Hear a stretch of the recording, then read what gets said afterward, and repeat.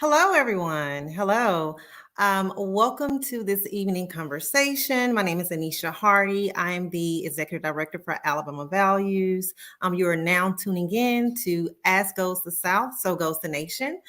This event is made possible by Democracy Under Attack, an Alabama Values initiative in partnership with the Southern Leadership for Voter Engagement, also known as SOLVE, the Groundworks Project, and Spotlight PR.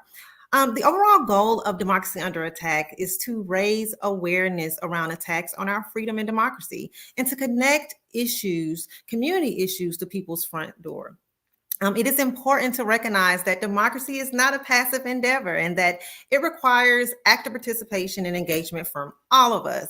And the first step in protecting democracy is to educate ourselves about the issues at hand. And this means staying informed about current events and being aware of the ways in which our freedoms are being threatened. So this evening, we are joined by advocates across the South, more specifically, Alabama, Georgia, Tennessee, Mississippi, and North Carolina. They will be discussing some of the current attacks on democracy in their state, current fights taking place in the courts, the impact they are seeing on the ground, and most importantly, the ways that the wider community can get involved in the movement for freedom and democracy. So we're joined by Ashley Shelton, the founder, president, and CEO of the Power Coalition, a statewide C3 civic engagement table in Louisiana. Ashley is at the forefront of policy advocacy and change in her state. Through her work at the Power Coalition, they work to equip fellow Louisianians and with the knowledge and information that they need to find their voice and to learn where and when to use it. We're also joined by Saylor Jones. Saylor is the Associate Director at Common Cause North Carolina. Saylor is a movement leader specializing in all things democracy. Saylor joined Common Cause North Carolina in 2022 as the organization's associate director, and we're super excited about the work that he's doing there. We're also joined by Mattia Powell, who is the executive director for Civic Tennessee. Civic Tennessee is a C3 nonprofit civic engagement coalition. Mattia is definitely known for her energy, planning, and insight and passion for civic and community engagement. I'm sure we will see that this evening. And we're also joined by Karuna Ramachandran, is the redistricting director for Pro Georgia and the director of strategic partnerships for Asian Americans Advancing Justice in Atlanta. Karuna has been involved in youth development, public health, and health advocacy, environmental justice, and organizational change. Karuna has committed. She's committed to using her life to make real change for the people who need it the most. We're also joined by Nasami Lambright, who is the executive director for One Voice in Mississippi, a C3 civic engagement organization working to give, voice to marginalized communities in Mississippi. Before joining One Voice, Nasami served as the executive director of the ACLU of Mississippi. She has years of experience in the field of community organizing, fundraising, program management. Looking forward to hearing from her this evening. And then lastly, we are joined by Zephyr Scalzetti. Zephyr is a transgender activist and digital organizer at Alabama Values and was formerly a Southern Coalition for Social Justice Crowd Fellow, representing Central Alabama, fighting for fair maps and representation. Zephyr continues to fight for fair representation, equality, and LGBTQ rights in Alabama. So let's just dive into the discussion. You all ready? Okay. So I want to pose our first question to all of the panelists, just to set the stage here, just to briefly touch on some of the main challenges facing democracy and freedom in the South, particularly in your state. As some of us are in, the legislative session. What are some of the threats that you're seeing? What are the things that you're seeing on the ground? And I will kick it to you first, Sailor. Thank you, Anisha. I really, really appreciate it. My friend, in a typical year, the biggest threat I think we would be facing is Moore v. Harper. That's North Carolina's redistricting case that's currently under consideration right now at the U.S. Supreme Court, in which our state's GOP leaders are asking the conservative majority on the court to subvert 200 years of checks and balances and give them, state legislators, total control over federal redistricting and elections in a way that could impact all 50 states, but most acutely the South ahead of 2024. But my friend, this is not a typical year, and North Carolina is once again proving to be the epicenter of state voting rights fights in 2023. That follows what we're seeing a lot in the South, a red wave election where there aren't red waves in other regions, that gave Republican state legislators a working supermajority to pass unprecedented anti-voter laws during this long legislative session, which we are currently in right now, but also installed a newly conservative state Supreme Court that, as if you don't know, now you do, is keen on overturning every recent pro-democracy victory we've had in North Carolina, from partisan redistricting to overturning a racist voter ID law. So in many ways, North Carolinians are facing a worst case scenario even before Moore v. Harper is decided. We've got our hands full, and I know other states do across the South as well. Okay, thank you. Thank you, Sailor, for that top line overview. Mattia, what are some of the things that you're seeing, in terms of attacks on freedom and democracy, in your state?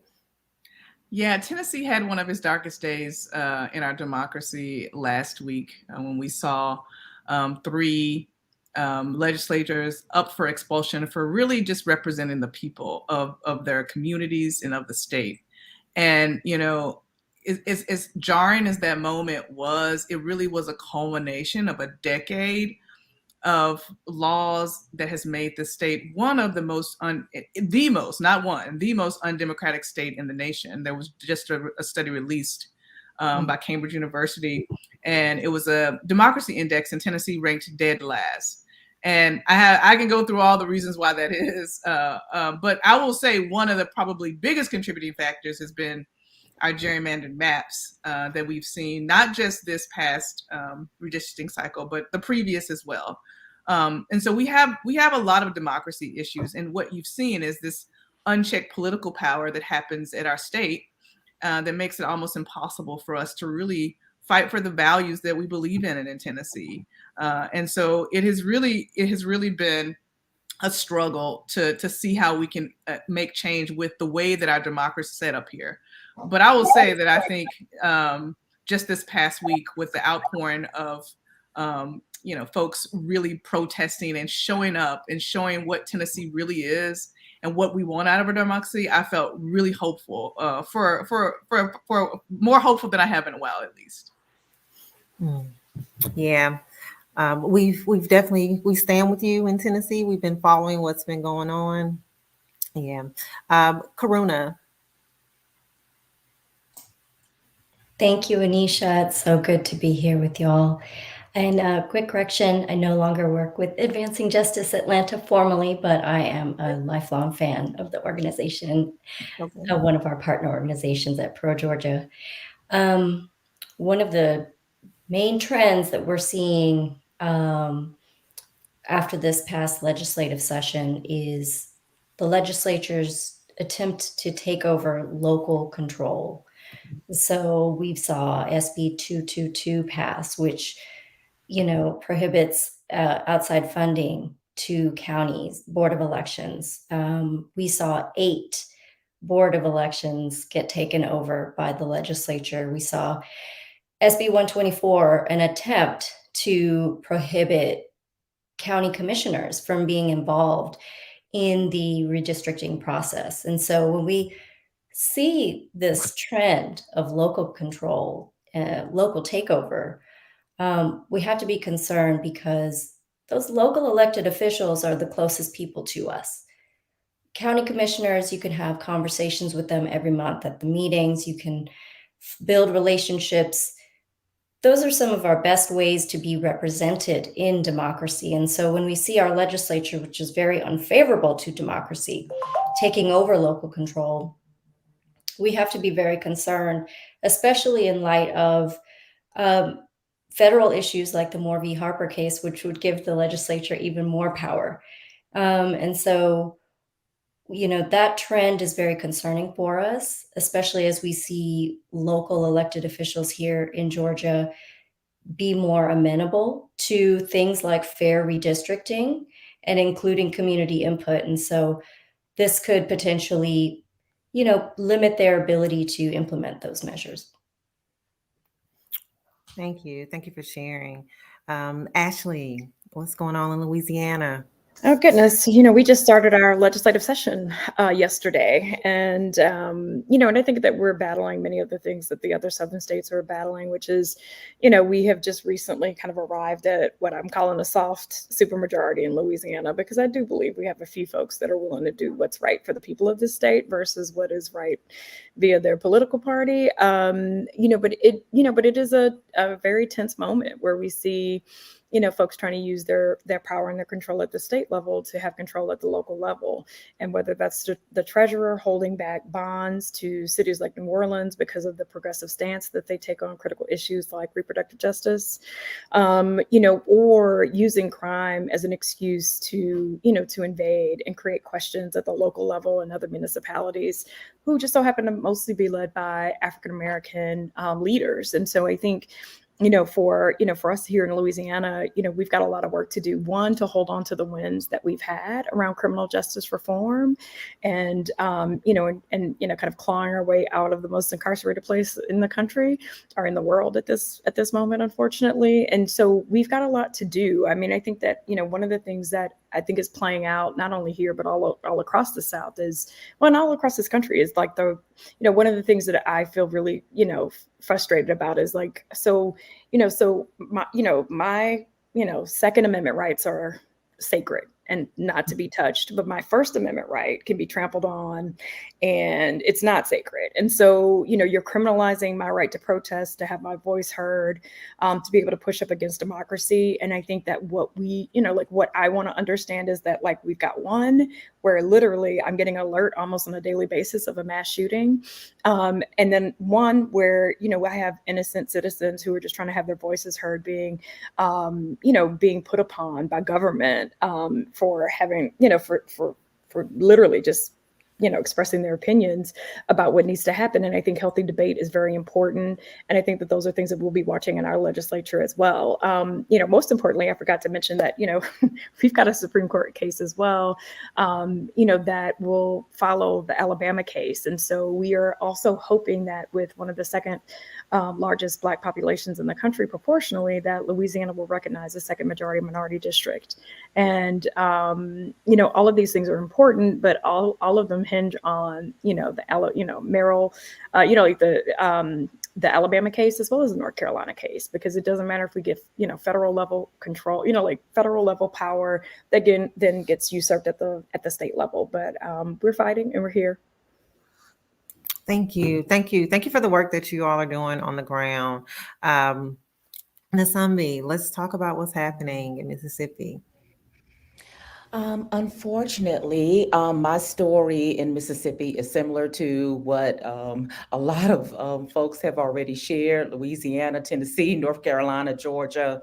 where our supermajority legislature has implemented a tax on progressive cities such as Jackson this legislative session. These attacks on Jackson are not new. We saw an attack to take over our airport system about 10 years ago, and then maybe about 5 years later, they attempted to take over our school district. That attempt was also unsuccessful. And then, of course, we had several storms and the water crisis hit us. And of course, we're still going through the water crisis now. And there were several pieces of legislation for the state to take over our water system right now. And we're under an EPA consent order to improve our water system in Jackson. And while all of that's going on, our legislature chooses this time to introduce a bill to make a statewide police force in Jackson to solve crime problems in Jackson. This police force was a police force that had been around for a while just to patrol the downtown area. And now this bill gives them authority to patrol all of Jackson and also establishes a court system outside of the existing court system that Jacksonians have already elected. So the same thing, same attack on progressive cities by the supermajority legislature to make sure that these progressive cities stay in their place. Hmm. Yeah, when you led in to somebody and you said, hey, some of the same things are happening here, I think it's important to point out that these are collective attacks. These attacks aren't just siloed and happening here and there.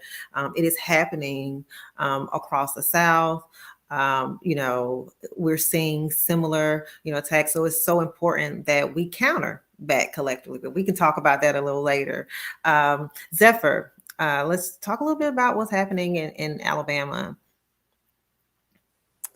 So, I mean, just like everybody else said, things in Alabama are going, unfortunately, similarly. The separation of our lawmakers and other elected officials from the people of Alabama is, I would say, like one of our biggest issues. And what I mean by that is that electeds are insulated from the popular will of the people of Alabama through voter suppression and gerrymandering, which has calcified this fundamentally racist power dynamic in which, white males who only make up 33% of the population of Alabama overwhelmingly control the halls of power. So in Alabama, 65% of the Alabama House is white and male, and 77% of the Senate is white and male. So as a result of this undemocratic, minority rule, we see legislation that has to push further and further into extremes to justify the lack of progress we see in our state when it comes to Black mothers' maternal health, infant mortality rate, the number of Alabamians living in poverty, food insecurity, housing insecurity, homelessness crises, as cost of living increases dramatically. Instead of solutions to these problems, Alabama's solution is just the one hammer of criminalization. And that disproportionately targets, Black Alabamians, Latina communities, other marginalized communities in our state. We're seeing, more extreme anti-abortion legislation, anti-trans legislation, a trans ban against trans students in colleges just dropped last week. There's a movement to classify abortion as murder in the state. We're still waiting to see if that bill is going to get filed or not. But at the end of the day, we're seeing marginalized communities being used as punching bags to distract from all of the ways that our state fails everyday Alabamians by convincing them that my existence as a trans person is more of a threat to their child than their school being chronically underfunded, than a shooting at their school, and lacking access to health care. Things that make all of us safer, healthier, that putting these identity, things at the center and criminalizing that is the solution, when instead it's distracting us from what's really affecting us. Okay.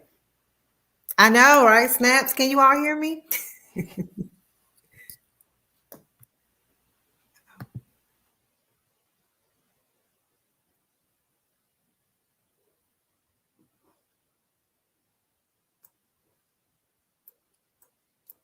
I think we've all been left to our own devices. Sayla, I believe it's your turn. You might as well just jump on in there. Well, Anisha was about to ask us some good questions. So, And I'm back. And I'm yes. back. Yeah, I know, right? That's what happened. You're live, right? But no, thank you all for just laying that groundwork and just telling us, like, what's going on in your state, right? And we always say, we talk about bad bills, we talk about policies, we talk about those that are representing us and not putting forth policies that reflect the change and the needs of the community. And when we talk about freedom and democracy, voting rights. Voting is one of the cornerstones about democracy. Yet we are seeing an all-out attack. When you all agree, attack on the right to vote, and we're seeing efforts to create barriers to the polls. I mean, historically, America has a deeply rooted history of voter suppression. But I want to discuss how voter suppression has been and is continuing to be used to undermine our freedom and democracy. What are you seeing in your states? I know we have cases. We touched on a little bit that we have cases in the courts right now. Redistricting. I think Mississippi. With the voter roll purge. Litigation, just to name a few. But just want to hear what are some of the ways that voter suppression is being used. You're seeing these tactics being used in your states, and we can kick off with you, Mattia. I just want to first of all say that it's really, eye-opening, and I know this, but to hear so many through lines with so many of you all in your states, the local control in particularly just struck a nerve, because not only, did we see an expulsion of 3 lawmakers, but Nashville has been attacked and Memphis has been attacked continuously. In fact, our state legislator voted this year to reduce our council by half. And that ended up in courts. And yesterday was a good day. Not only did we restore Justin Jones rightfully to his seat that he was duly elected for, but we also got an injunction on that law. So we will move forward with the council that we have, or at least the number we have for now.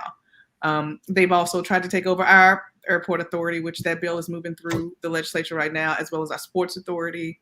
They've tried to, take tax away from our convention bureau system. So just unprecedented attacks for the economic engine in Tennessee. So I don't want to get on a tangent because there was a question you asked. It wasn't that, but I just had to point out how similarly, our states are in respective. But when it comes to voter suppression, I feel like people hear that term a lot, and I don't think they really understand what it is. Because I think that it's like, there's this one thing that's suppressing vote, but it is a collective of things that suppress the vote. Gerrymandering suppresses the vote, where people feel like their vote doesn't count. And that definitely is an issue here. We have in our house, many house seats, and I don't want to get the number wrong. I think it's 96, but I don't want to get the number wrong. We only have 7 competitive seats in the House, 7 out of like 90 something, right? And for Senate, we have 0. So people already feel like I actually was in a car on election day last year with the person who, we probably didn't align politically, just based on some of our conversation. And she was watching the elections on her phone, taking me to my house, and she had it attached to her visor. So this is somebody that cared enough to watch the election returns while she was driving people through, rideshare. And so when I got into a conversation with her, she told me she didn't vote because she was just like, I already knew who was going to win. So why would I vote? That is a tactic. I think people don't see that. The voter ID laws, yes, we have one of the strictest in the nation. It suppresses vote. People that it puts an additional barrier. If you're a college student in Ohio that live in Ohio, that's from Ohio, you're going to TSU and you want to vote in Tennessee's election, you don't have a passport, you got to get a Tennessee ID. Those things stop people from voting. And there's just so many, insular rules because I have a limited time. But, I worked with one of my, a friend of mine whose dad was in a nursing home who had shifted nursing homes in different counties. And the things that we had to do to try to make sure he had access to vote, it was just insane. And so all of these things add up to suppression. It's not one thing. It's the voter ID laws. It's the gerrymandering. It's the access to polling places and how many polling places you have, how long it's going to take you to actually vote, right? It's limited voter, like we have a 30-day restriction on a 30-day restriction on voter on a deadline for voter registration. So you have to register 30 days before an election to be able to participate in the election. So there are people moving to town that can't vote because they just moved here. Like there are all these things that add up to really suppress the vote, which is why Tennessee has one of the lowest voter turnouts in the nation, right?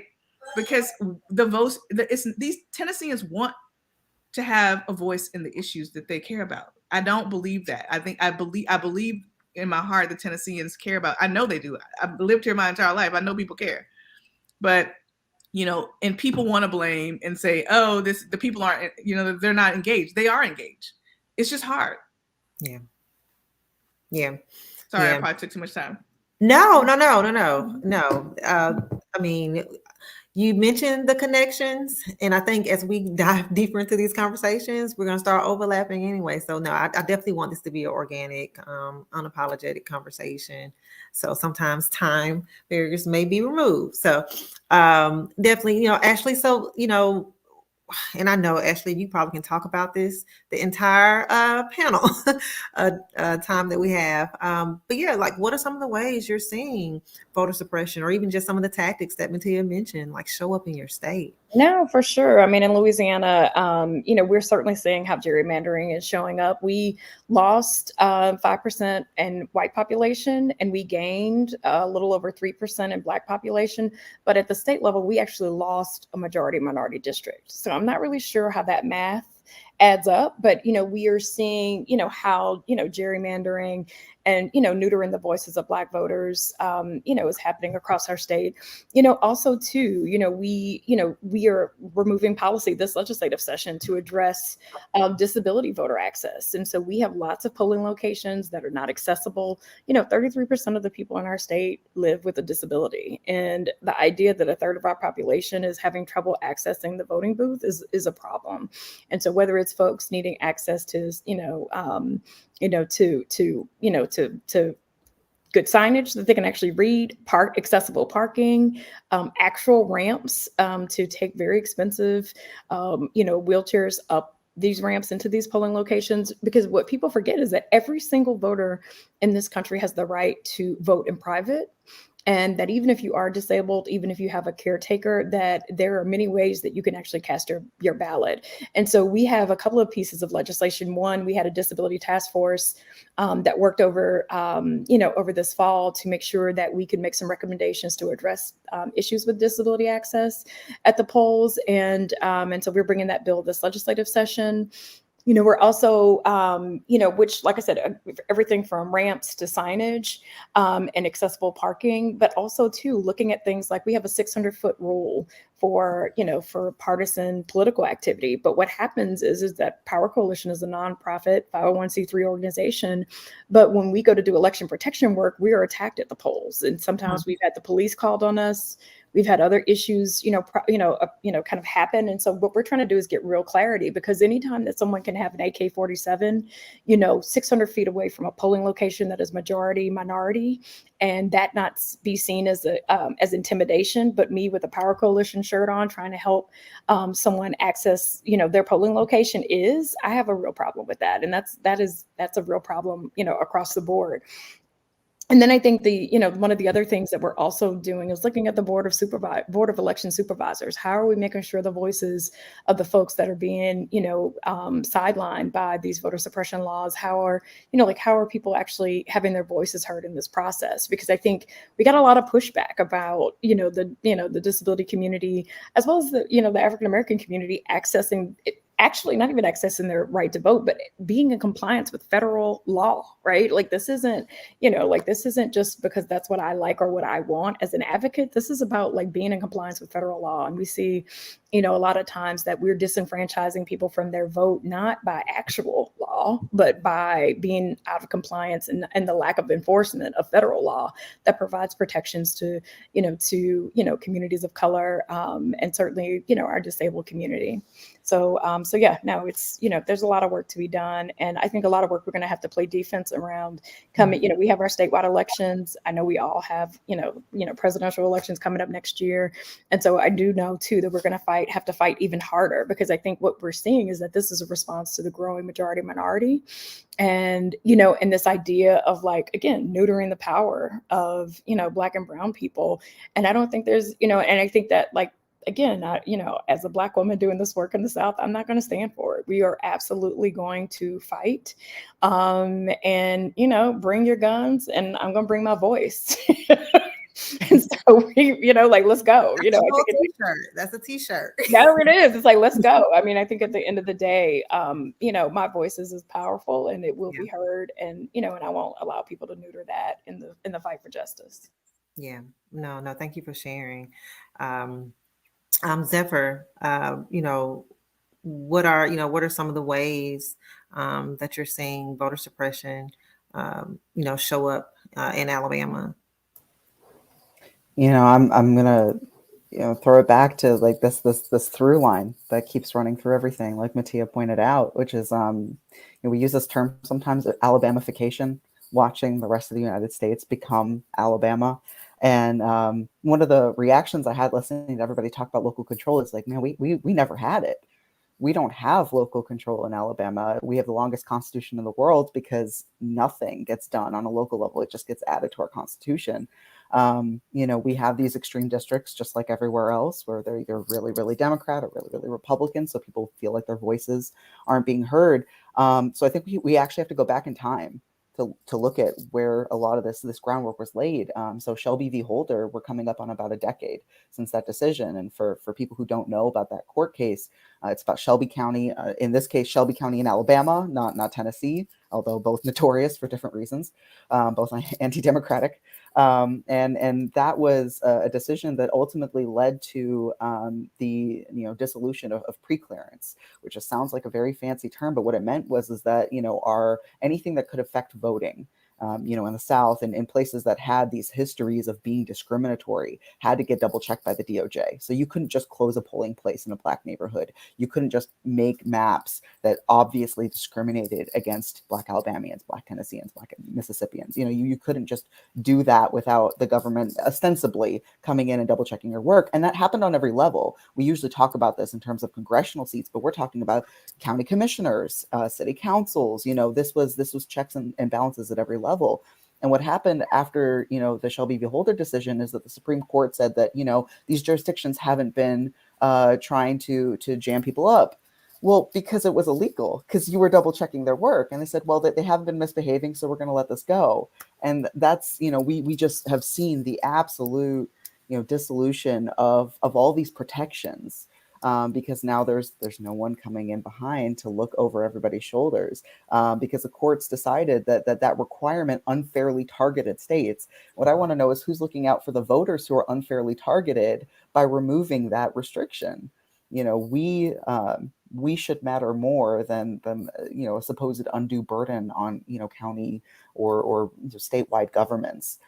So I would say that this impact of Shelby v. Holder is really important and very impactful, and we see that coming up to the present day with the Allen v. Milligan court case, which was alluded to earlier. So currently, just like Louisiana, Alabama should have a second majority minority district, and we do not.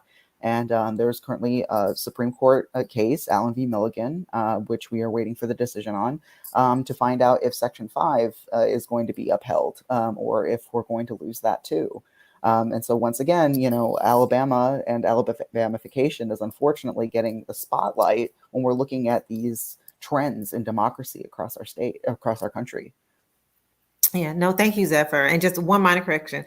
The Allen v. Milligan case, we're looking into Section 2. I know you didn't mean Section 5. Yes, but no, that's okay. I know that, y'all. I know that. I could say it in my sleep. That's embarrassing. I'm sorry. No. That is okay. Corona.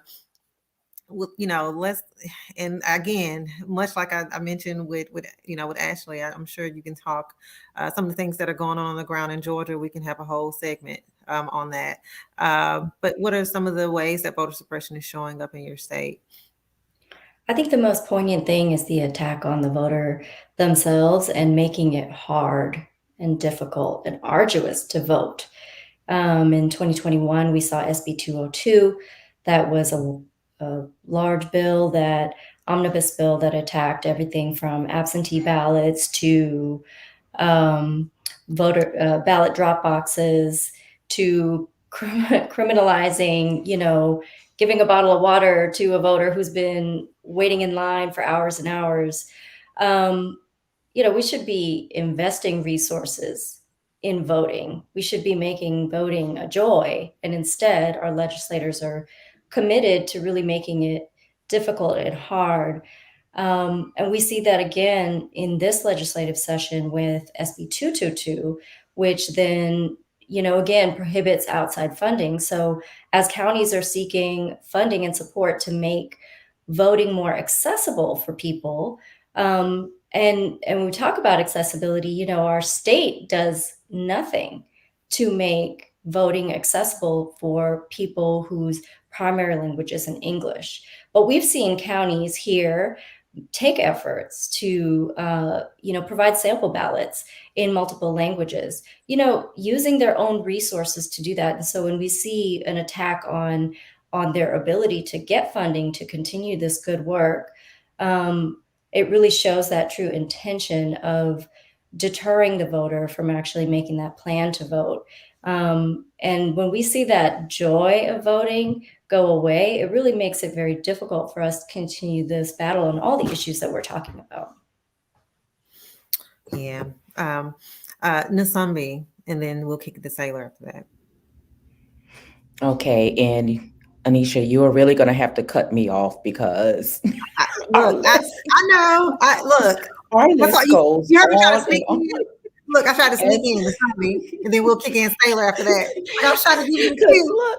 look, as everyone was talking, I kept saying, "Oh yeah, we have that one too," and "Oh yeah, we have that one too." It's depressing, but I'll try to be really brief. And so we're still one of a handful of states that still disenfranchises individuals with felony convictions. And so that's one of our biggest campaigns right now. We also had our ballot initiative process taken away about 3 years ago. And so we've been trying to get that reinstated. As soon as we legalized medical marijuana, we had our ballot initiative process snatched from us. Mississippi is also remains at the bottom of the barrel for all of those voting privileges. We don't have online voter registration. We don't have early voting, and our absentee voting process is crazy as well, and no early voting. And also, we also have a legal challenge on our redistricting process. Basically, our legislature tried to lump all of the Black people, majority Black areas in Mississippi, into Congressman Benny Thompson's second congressional district instead of giving us two electable communities of interest in Mississippi. And so that case right now, I believe the NAACP is appealing that decision. It was sent back to the state this year, and I believe it is on appeal right now. And I'll stop there. Okay. And Sailor. I just want to hear to every single person here. Nasambe, you mentioned airports and progressive hubs being taken over 10 years ago. It was probably to the day that Asheville, North Carolina had their airport taken and their water source taken. Karina, you mentioned attacks on election officials and election funding. That is a primary fight here in North Carolina because we were having wins, advances on the local level, like we were in litigation, and those two L's have been taken away from us. Ashley and Zephyr, you talked about the interconnections and intersectionality between the same folks who are attacking our bodies and our voices. They are now coming for our votes here in North Carolina. And Mattia, as goes Tennessee, my friend, so goes North Carolina. We are We are in the fight of our lives here. And Nasamba, you mentioned the things you don't have in North Carolina. We are anticipating significant cuts in early voting options and our vote by mail grace period this year, provisions that have helped hundreds of thousands of voters in our swing state make their political voices heard.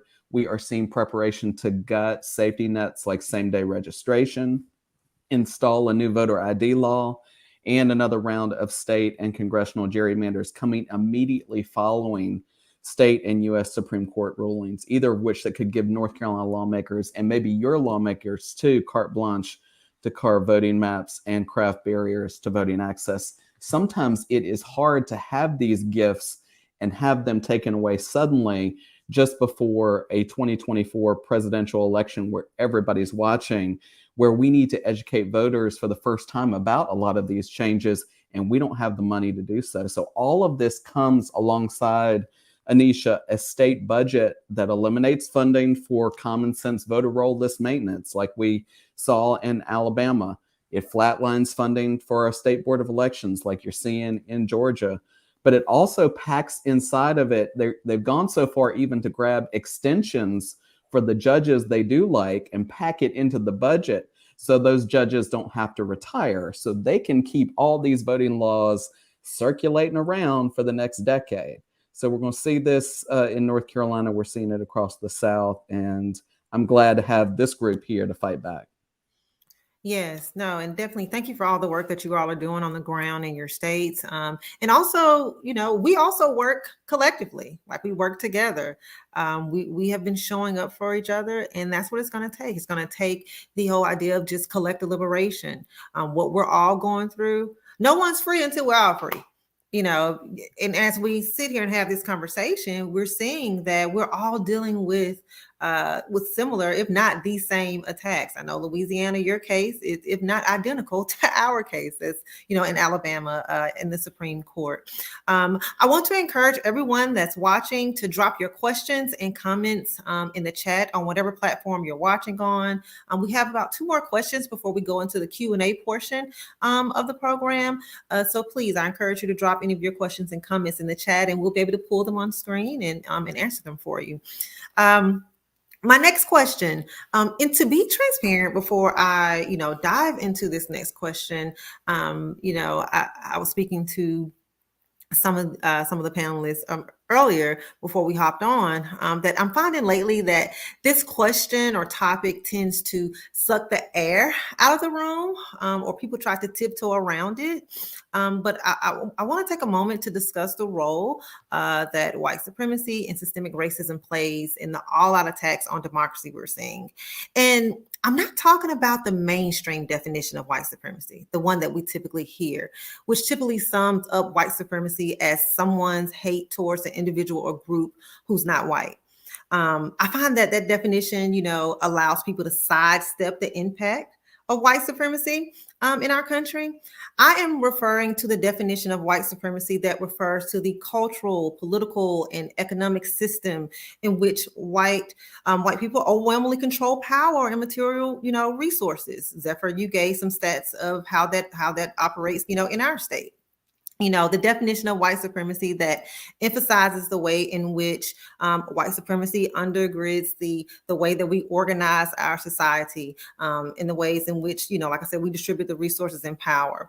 But in Alabama, which is my home state, in the opening of our 1901 Constitutional Convention, this is historical records, the President, John Knox, of that convention was quoted in saying, "And what is it that we want to do? Why it is within the limits imposed by the federal Constitution to establish white supremacy in this state." Right? But if we would have white supremacy, we must establish it by law, not by force or fraud. So just let that kind of sit in, right? So when I ask the question, and I don't even want to look at, I haven't looked at the other states, okay, Louisiana is the same. So that is the same thing that's in the Louisiana Constitution. And so no, it literally says to uphold white supremacy. Literally. So it's a whole collective narrative. It's a whole, okay. So it literally says, why, I mean, literally opening up. So why are we here? If not to uphold white supremacy. And in order to do it, we can't do it by fraud. We can't do it by, force. We gotta make it law. So I asked, I posed a question. I want to have I mean, we have to start having this discussion. I, I want to ask, how has the history and perpetuation of white supremacy affected, what effect does it have on present day policies and systems, such as healthcare, education, housing, the things that we're seeing, with voter suppression, how Matia talked about, how you talked about all of those things that make up voter suppression, right?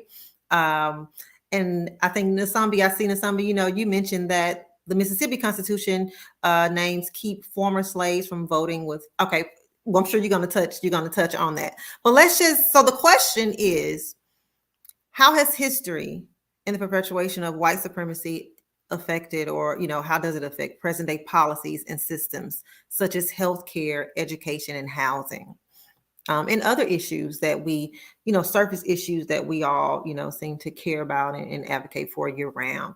And Ashley, I'm going to kick it to you. Yeah. I think that one of the things that I find really interesting is that, you have to think about the fact that I am a Black woman in the South in 2023, and every right that I have, the right to vote, the right for my children to attend integrated schools, every right that I have has been given to me by the federal courts or federal government, right? Like there is not one right that I get to enjoy just because I live and breathe in this country. And, and I think that it's that same reality that we're fighting against today. And so here we are, look at all of the things that have originated at the Supreme Court. You look at Dobbs, it came out of Mississippi. You look at Shelby, both Tennessee, and Alabama. Like there are all of these cases that, to your point, as the title of this panel, like as goes the South, goes the rest of the country, really is true. And we know that so much of the bad policies in this country are seated here in the Deep South, and then they're wholesale to the rest of the country in about a year, right? And so whether it's right to work or many other policies, we see that. And so, like I think it is not lost on anyone that, as we celebrate, in some cases, the 50 plus years of many of the milestones in the civil rights movement, that here we are 50 to 60 years later, really rehashing all of these things. And I want folks to think about the Alabama and the Louisiana and the North Carolina case. As a Black woman, like there are many ways systemically that I walk in this country as a second class citizen that are unspoken, but are certainly true and felt.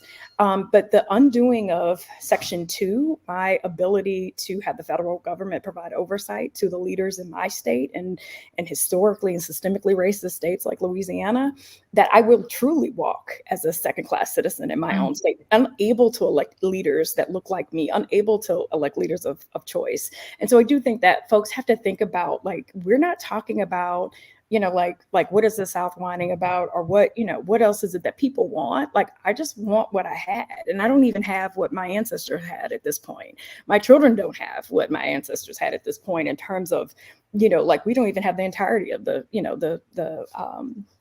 Civil Rights Act, right? And so there's so much work that still has to be done. We have to start looking at new legislation like the John Lewis Voting Rights Act and, legislation rather, and all of these other things so that we can start to get back on the right path. Because again, I'm not going anywhere. None of us are going anywhere, and we're going to fight. And so I would just, say that, it continues to show its ugly head, because here I am fighting for the very same things that the court gave, my grandparents and my parents right here today. Yeah. Matia, I'll kick it to you. What are some of the ways that, that we see systemic racism and white supremacy showing up in issues, right, that we're advocating for year round? I mean, there's no doubt. And if you look at, historically, if you look at housing policy, everybody on this call probably drives through their neighborhoods and know there's a Black and white neighborhood, right? And that's not just because, people don't want to live next to one another, right? It's a historic, it has been codified in history, and it is those policies that we still see lived out today in 2023. And those neighborhoods have been starved from resources because of redlining, and that plays itself out in schools. And you also see the same thing. I mean, I think our schools are probably close to being more segregated than they were at the beginning of integrating of schools, right? Because we've kind of resegregated schools again. So, I mean, all of those things are issues that you can see with your own eyes.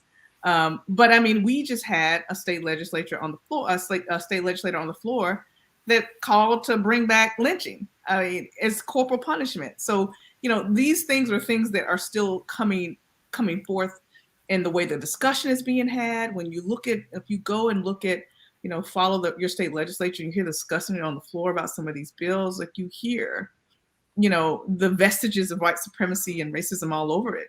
And so we're still having to deal with some of these same issues our parents have dealt with. And it plays itself out. And, just to go back to just the democracy issue in itself, I think that is where, we really see these issues. I mean, every gain, just much like all of your states, every population shift where we've seen growth in Black and brown communities, all of that power was stripped away by these new maps. None of that power, all the power for Black and brown communities has been diluted across the state here. And and I am just on pins and needles to see what happens with this case, because in Tennessee, we really don't have very many laws around redistricting and what rules maps. We don't have any laws around gerrymandering. The only way that we can actually have any kind of justice for maps is to be able to sue for racial gerrymandering. Like, that is it. That's the only protection that we have. And if we don't have that, then we really have nothing.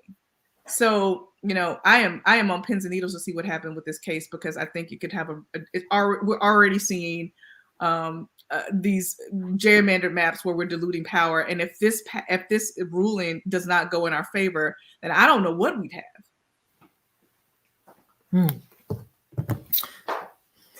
Yeah. And in terms of, in the case that Matilda is speaking about, for those that are joining us, is the Allen v. Milligan case, formerly Murrell v. Milligan case. It's the Alabama redistricting case that we've already heard the oral arguments, but it's fighting against racial gerrymandering, in our state, and trying to uphold Section 2 of the Voting Rights Act. And we should have a ruling any day now. So, definitely be on the lookout for that. So, Nzambi. Yeah, so just to go back to what's happening in our cities, our progressive cities, that's the way that I'm seeing white supremacy show up the most these days. The smothering and starvation of our progressive and Black-led and majority Black cities and schools is just disgusting. And it's the audacity of starving out our cities, not giving them resources, blocking federal funding in all cases, and then saying, you don't know what you're doing, so I'm going to have to take you over now. And then blaming the schools in the cities for not having the resources that you systemically blocked for years in terms of helping the infrastructure, water, funding for schools, pay for teachers, all across the board, starving out these resources across the board, and then saying it's your fault for being poor and for not having these resources. So now let me come save the day. And then the sad part is that a lot of folks in our community not really understanding the history of Jim Crow and not understanding the history of systemic racism, then say, well, maybe we need white leadership, because when white leaders come in, then that's when the resources come, because that's what they see. When white leaders come in, then all of a sudden the pocketbooks come open and the federal resources flow in. That's because they're not blocked anymore by the racist governor or the racist federal lawmakers anymore. But that's the way that is showing up and that it continues to show up. And we have to keep naming it. Yeah. Yeah. Not only do we have to keep naming it, we have to keep teaching it, teaching about the impact of it and just providing future generations with the historical context and how it may show up in their lives so that, it's one thing, it's kind of like going to the doctor and having symptoms, but never getting a diagnosis, right? So, I mean, that would drive anybody crazy. So, I mean, we have to, like I said, keep naming it, keep talking about the historical context of systemic, I mean, giving historical context around systemic racism and how it shows up in present day society. Karuna, we can talk about, some of the ways that, systemic racism is showing up, in Georgia and impacting the citizens of your state. Yeah, I think what comes to mind really powerfully right now for me is healthcare. In Georgia, about 545,000 Georgians are at risk of losing Medicaid coverage right now because the continuous Medicaid coverage system is ending and those people need to be re-enrolled.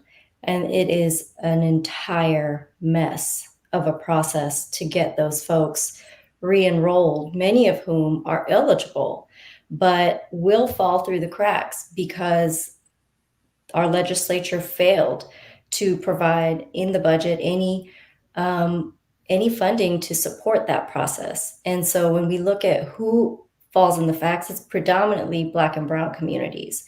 And so instead of, investing resources into ensuring that communities have access to health, we're investing in the ability, these legislators are investing in the ability to stay in power, to continue to be elected so that they can continue to, eradicate systems like Medicaid, which are a critical safety net for our communities. And so we're literally have our lives in their hands. And not only are they not doing anything with that, they're making, efforts to stay in power so they can continue to take that safety net away. Yeah. Zephyr, if we can just talk about, and you hit on this and many of you, much of your, the statements that you made this evening, just the ways that, that systemic racism and, white supremacy is showing up in our state. Yeah, I mean, just like everybody else on here, I could go on about this particular question all night and all day, because in Alabama, we like to say the quiet part out loud. We like to say up front that we are seeking to enshrine white supremacy in the Constitution. This morning, I walked past the first White House of the Confederacy on the way to get coffee in Montgomery, Alabama, in our state capital, and then walked back past Lurleen B. Wallace, building, in Selma. The George Wallace Community College is in Selma. And that is frankly disgusting, to not only name a college after George Wallace, but then to put it in Selma specifically. So I want to focus on the education aspect. And we've been talking a lot about local control. And I mentioned earlier that Alabama typically has a lack of local control, but there's one significant exception with that, and that's when it's a white community that wants local control. Local control ends up being a Trojan horse to enshrine white supremacy. So we saw back in the 70s when Alabama's going through this process of desegregation and trying every trick in the book to avoid actually desegregating in any meaningful way. There were called secessions, where these local school districts would break away and try to form their own school districts instead of the county-wide school district.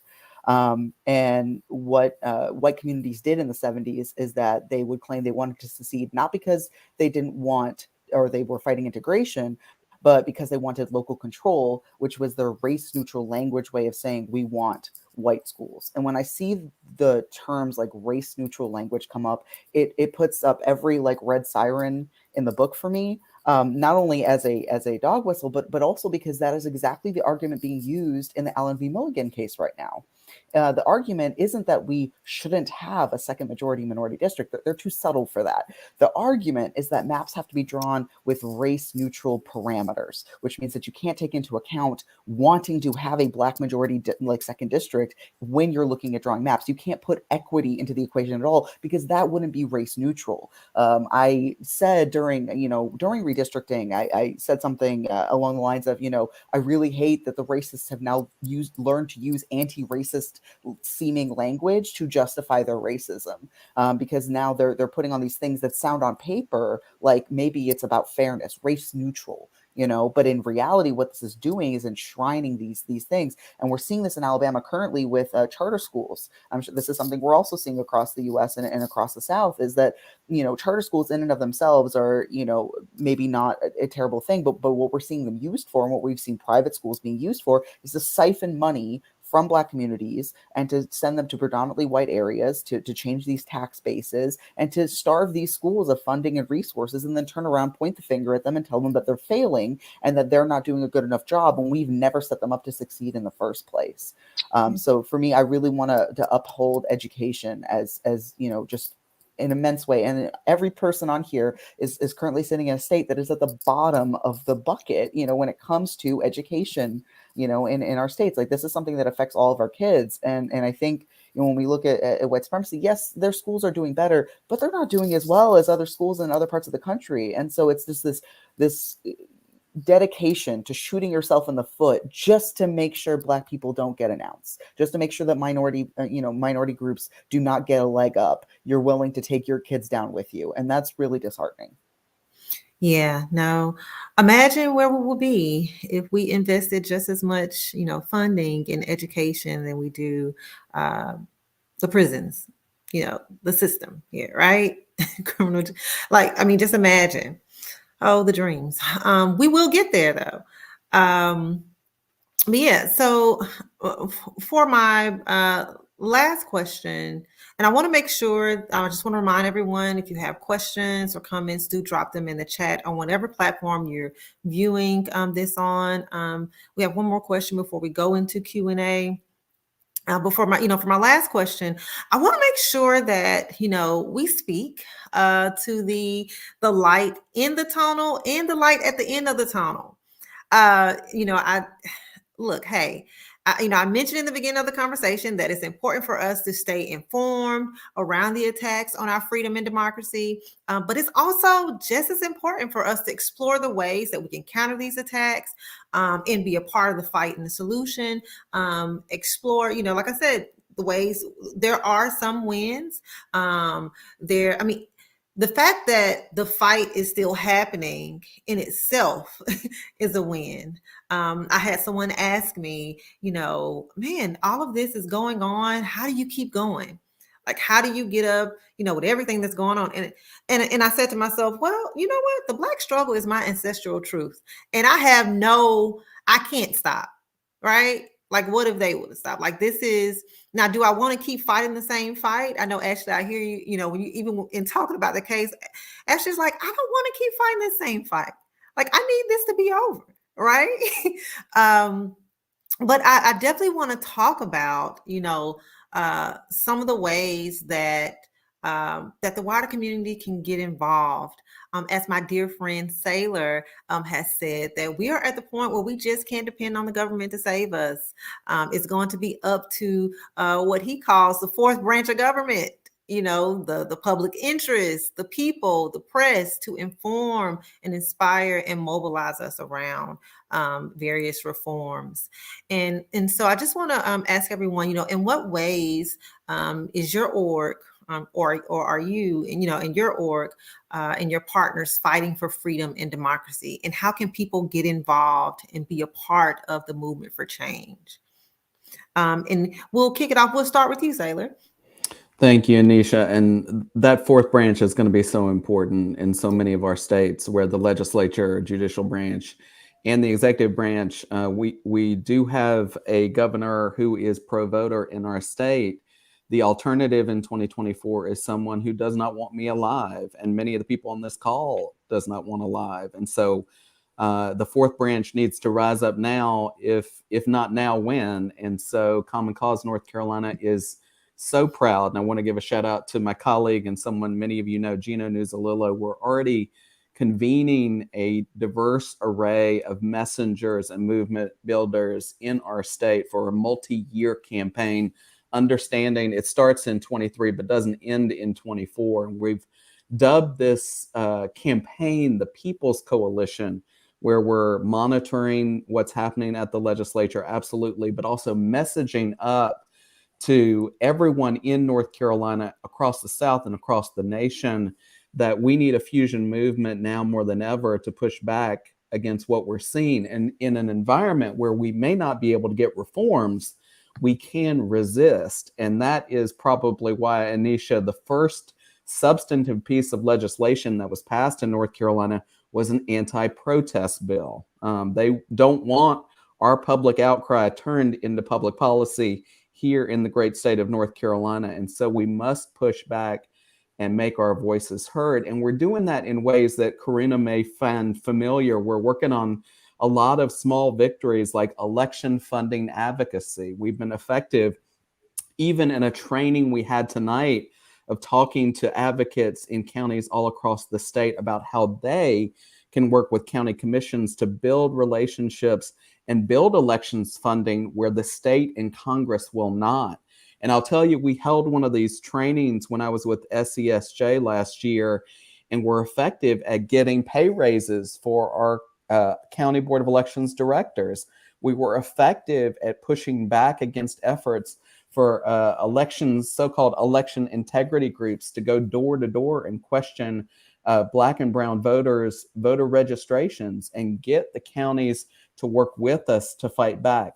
These are the types of small victories that turn into bigger ones in those presidential cycles, where words like election protection mean even more in the South. So I'm grateful to be with you, and I'm grateful to work together with you to build models that can work. I mean, so goes the South, so goes the nation. Every single one of our states is the blueprint for the change we want to see. And if Moore v. Harper does go the wrong way and other states are dealing with the things we have dealt with for centuries, I hope they give us a call, because I know in the faces of all the folks here, we have the solution. So I'm grateful to you, Anisha, for hosting this, and for everybody here for kind of leading the way for the inspiration we need to see right now. Yeah, no, absolutely. There is power in the collective. You know, I say that in every space I step in and before I leave the space. Do not forget it. Mattia, you know, what are some ways that your org and, you know, your partners are fighting for freedom and democracy? And especially during this time, how can we tap in and support the movement in Tennessee? Yeah, thank you. I just like to talk about, like, I feel like when we talk about the South, sometimes it gets heavy when we start talking about all the things that we wish were different. But there's also joy and love and beauty and art and culture. I mean, people want to be here because the culture is great. So I just want to talk about all the joy that we have. And I love coming to each of your states. Every state on this call is unique, and I visit each state, and I visit each state often just for different things. And so there's just a lot of beauty and love here. So I want us to just uplift that.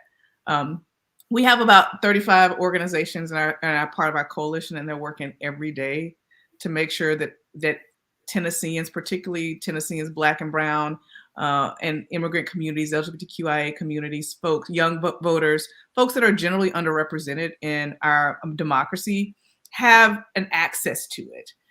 And you know, there are so many ways to plug in, because we're not just trying to come to you at an election. We're talking about the issues that you care about all year round.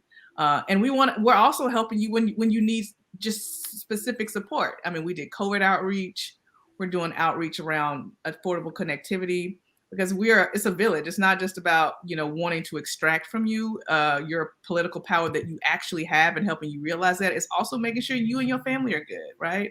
So it all goes hand in hand, because the people that are having a hard time, you know, having access to the ballot box are also the folks that have access or had a hard time accessing healthcare benefits, transportation, all these issues that we care about.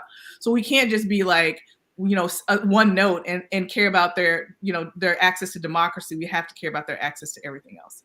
And we have so many groups doing on the ground, doing that work every day, and making sure folks have access. And so it's an easy way to plug in, because they're going to meet you where you are. We have outreach events all over the state in all types of venues. We have outreach events at clubs. We have outreach, our partners have outreach event at churches. They have outreach events in parks.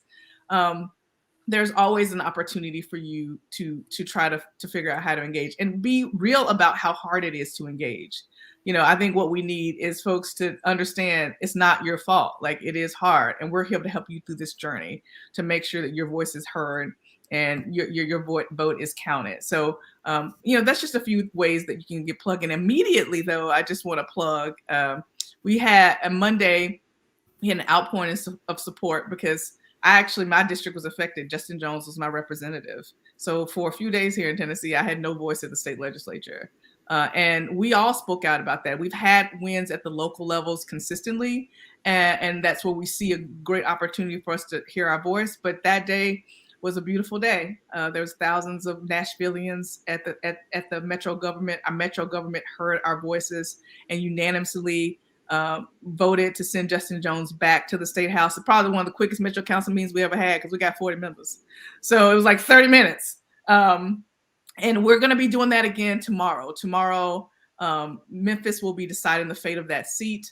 There are over 68,000 Memphis residents right now that doesn't have representation. And we hope that the Shelby County Commission tomorrow will have a plan to have immediate restoration to leadership in that office. So there's a rally tomorrow that starts at noon at the Civil Rights Museum, and then it will go to the county commission meeting as they have the meeting, and we hope that they restore leadership to that seat. Thank you. And I think we just put some of the information at the bottom of the screen regarding the rally, encouraging everyone, if you're in Tennessee, show up, pull up. We are definitely with you in spirit there. I'm there with my Tennessee family. Thank you all again for the work that you're doing. And Sambi, would love to hear about the ways that One Voice, you and One Voice and your partners on the ground fighting for freedom and democracy, and how the wider community can get involved and support the efforts. Definitely. We definitely work in coalition with a lot of our partners here on this call and here on the ground in Mississippi. We have a state table here in Jackson that does civic engagement work.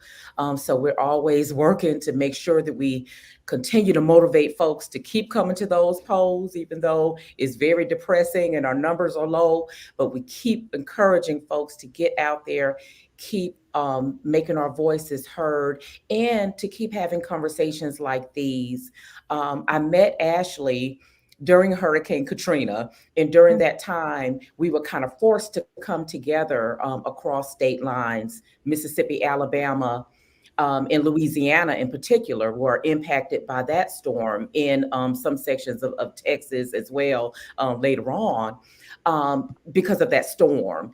And we kept a bond during that time. And I think this time indicates that we need to continue to come together as Southern states. We know that the other side is coming together to oppress us. So we need to continue to come together to talk about laws that keep us together and that support the well-being of families and children in our Southern states.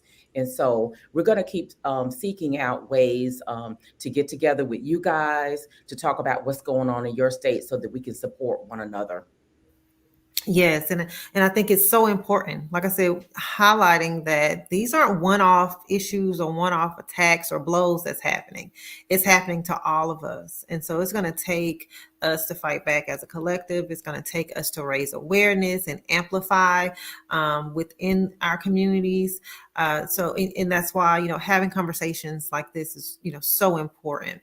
Karuna, what are some of the ways that, you, Pro Georgia, and your partners are on the ground working towards, change in your state and advocating for freedom and democracy? And how can people, get involved? Yeah, I think it's important, especially in moments like this, that we have to remember why they're attacking is because we do have power, Mm-hmm. right? There's power in our numbers, so they attack the census. There's power in our votes, so they attack the voting rights. There's power in our representation when we are able to get representatives in office, especially at the local level. And now they're trying to attack all the local representatives. So we have power. That's what they're trying to take away. So let's use that. But we have to connect the dots for folks. And so one of the things that we're doing this year, post legislative session, is working with our 61 partners to really go out around the state, especially in rural parts of the state that don't have that access to what's going on at the Capitol, and really, connect the dots for folks in terms of what's happening legislatively and how is this going to impact your everyday life. How does that now come back to your personal power to vote? They're trying to make it hard. They're trying to eradicate all of these things, but they haven't done it yet. So what can we do? We can vote. And we can, as Nsabi said, we have to share the information with our communities, with our neighbors, with our churches, with, anybody really, for the folks listening in today. If you've learned something new, there's a way that you can share this information. And if that inspires people to use their personal power in this fight, then we will continue to move forward and win. But we have to come together, as you said, Anisha. We have to work collectively to make that happen. Otherwise, you know, uh, how can we fight against the collective power and the resources that are being put into, oppressing our voting rights and all these other issues that are essentially connected back to voting rights? And so we may not have all the money, we may not have all of the, resources that the other side has, but we do have a lot going for us. So we have to continue to remind community of that. And while some of this can be very disheartening, all of it can be disheartening. We have to remember why they're doing it in the first place. Yes. Yes. Thank you. Zephyr, want to hear some of the ways that the fight is happening in Alabama. You can definitely speak to some of the ways that Alabama Values is working, and our partners are working to fight for freedom, and democracy. I'm going to answer this personally first, and then on behalf of Alabama Values. But personally, I agree with what Matthias said about uplifting. I love Alabama. I'm here fighting because I love Alabama, because I love the people who are here. I love the communities here. The things that got me into the fight in a political sense was having these rights being infringed on, having these freedoms get taken away. We are seeing, I cannot imagine what it's like for you, Ashley, to see this happen, to be experiencing the world through your shoes and your eyes. But I'm also seeing, myself and others who are getting into the fight for the first time, or in a political, in a engaged with civic systems kind of way, because of what they're seeing, because of what they're experiencing, and the waves of new folks coming into this, and new blood and new energy coming into this in the last few years. And for me personally, the first time I walked into the State House here in Alabama was because of a youth trans ban in 2020, right before the pandemic, and I didn't even know I was trans then. I hadn't realized it yet. And when SB 184, which was our trans youth healthcare ban, went into effect, the day it went into effect, that was the day that I decided to get on testosterone. So I think we talk about these suppressing things. We talk about voter suppression, and they absolutely are suppressing. And I do not want to undermine that, but they're also, maybe invigorating is not quite the right word. Galvanizing is probably the word I want to say. It really makes you realize what's important. And when we get into rooms like this, where we're all talking about how we're all getting messed up by the same things, we're hearing the same narratives, we're hearing the same fights, but we all get to reinforce each other. There's more of us. There is absolutely more of us. Every person on this call knows, not only in your community, in your organization, all the folks you talk to throughout the day who are not counted in the census or when you look at these voting results, but we know they're there. We know they're there, and that's what keeps us coming back, is that these people we care about are folks. And we know that they matter and they ought to be protected and represented. And that's what matters at the end of the day, is that our communities are safe and happy and whole. So that's why I'm very excited that I get to be a part of Alabama Values, because as a grassroots communication org, I'm working to raise awareness and engagement. That is exactly all the things that I'm so excited to get to do and so happy to get to do, is to be in rooms with folks like y'all, to get to show people that there is a collection of people who are fighting back. You can tap in with them wherever you are, wherever in the South you are. There are people working very hard to try to restore some of these systems that we all ought to have the right to as Americans. We believe in strategic communications, media, visual storytelling. I think we all spend maybe a little too much time on social media, but it's effective and it gets people engaged. And just on when we look at Alabama specifically, legislators are not used to getting contacted in Alabama. This is the first year that they're actually like on video that you can like go back and watch, because they don't actually archive their footage. There's no official record of like things that they say or do. They've just been like for years us like screen recording them. When you go to talk on a bill, they cap it at 4 people. Like they they are crazy all down here. They just don't care. But this year is the first year that everything they're doing is getting recorded and archived for the Alabamian, people. So if you go to the alabamachannel.org, you can watch along live, you can watch archive footage, you can search the transcripts to find out about things that you care about so you can get involved. And for AV, if you need a guide and helping hand to understand the Alabama legislature, because they are complex and they like to not make themselves easy to understand, follow us, Alabama Values, at ALA Values. Go to our website, alabamavalues.org, and you can tap into the session directly by going to bit.ly/session updates. You can get on our listservs. We will keep you all in the know. We have vodcasts, social media toolkits, everything you need to stay informed with what's going on in Alabama. And we're going to get y'all shipshape. Thank you, Zephyr. And Ashley, what is my family down in Louisiana doing?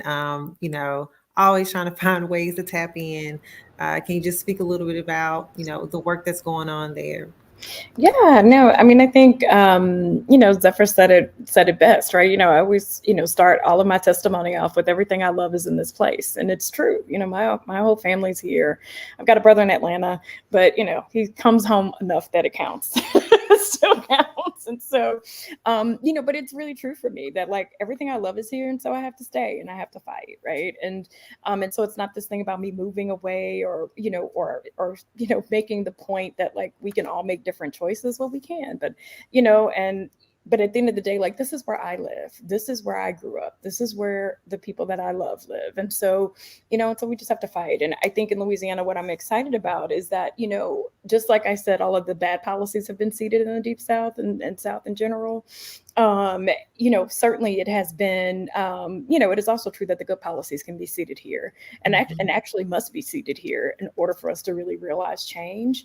And I think that, when we look at what's happening, we have Medicaid expansion in Louisiana, right? And so it's like we've got a super majority in the legislature, but we've got a, I call him a progressive possible governor, and I shouldn't tease about it. But I mean, at the end of the day, he's, done some great things in our state, and Medicaid expansion being the greatest of those things in terms of, making sure that almost 300,000 plus folks in our state have access to health care, also too, like really thinking about, like what it means for us as a state to actually be doing criminal justice reform. And so even though the number still says that we're the most incarcerated place in the world, and there's so much work still to be done, over 4,000 people have come home, in the midst of, in the criminal justice reforms that have been happening and the criminal justice reforms that continue to happen. Formerly incarcerated people have been restored their rights here. We've ended the practice of non-unanimous juries. We were one of 2 states left in the country that were convicting people with non-unanimous unanimous juries. And so there wins. And the last thing I would say about what brings, much hope and light to me is that, also we're starting to see people, like the work we do around educating people about different offices, what powers they have, like why do they need to care? Why do they need to make their way down the ballot? We're starting to see all of that work pay off, because now all of a sudden people are voting based on their wallets and their pocketbooks and not so much on party lines. And that's important, because that's an acknowledgement of community, that it's like, I, forget what colors are on this thing or what letters are on this thing. Like, are you going to, make sure that we have the things that we need? Are you going to fix the grid? Are you going to make sure that we have clean water? Are you going to do any of these things that, that are necessary for our communities to be healthy and whole? And, and I think also what we've seen in Louisiana too, is that, especially with on the issue of criminal justice, we've been very successful. Our partner Vote, who anchors our table around criminal justice, like they have really disrupted the political scene, and on the C4 side have really been, changing the makeup of our elected body, based on the activation of their base of formerly incarcerated people. And so, again, like there's light, and we're, again, we're going to fight. We're fighting back, and we're smarter, more strategic, and more emboldened than ever to to fight before they take all of our rights away. And so at the end of the day, there is lots of light. There are lots of folks in this fight. I would stand with anybody on this call and go into battle. And in fact, I feel like I'm in battle with them every day trying to fight this fight. And if we can win in North Carolina, then I'm winning in Louisiana. If we can win in Tennessee, then we're winning in Louisiana. And I think that, we can all say that, when these things happen in our states, that we all palpably feel it, right? Like Tennessee was visceral. I told Anisha, I literally had to stop myself. I was like, let me get my stuff. Like, I gotta go. And it's like, well, you can't go. You've been gone for weeks doing other. No, me too. But because that urgency is real, right? Like of when that kind of when those kinds of terrible things happen, and this, kind of visceral stamping upon our rights, and again, like their peaceful action is more crazy than trying to talk about assault weapons. Like, how make it make sense? And so, I do think that, the South and America in general has to pick a struggle.